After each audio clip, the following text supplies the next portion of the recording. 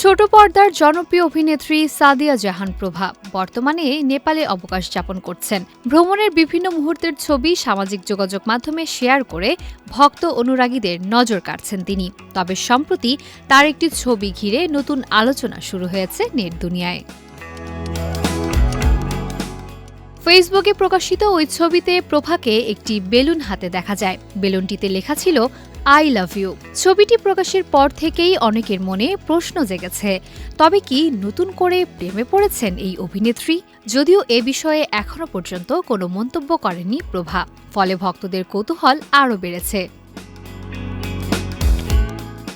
বর্তমানে নেপালের মনোরম প্রকৃতির মাঝে সময় কাটাচ্ছেন প্রভা। মেঘ, পাহাড় আর সবুজে ঘেরা বিভিন্ন পর্যটন কেন্দ্র ঘুরে বেড়ানোর ছবি নিয়মিত শেয়ার করছেন তিনি। এসব ছবিতে তাকে বেশ প্রাণবন্ত ও হাস্যোজ্জ্বল দেখা গেছে। সম্প্রতি পোখারার সারাংকোট মাউন্টেন লজ থেকে তোলা একটি ছবি পোস্ট করেন অভিনেত্রী।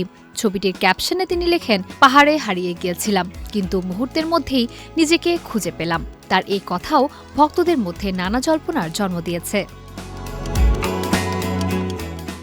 ছবিটি প্রকাশের পর কয়েক হাজার প্রতিক্রিয়া এবং অসংখ্য মন্তব্য জমা পড়ে।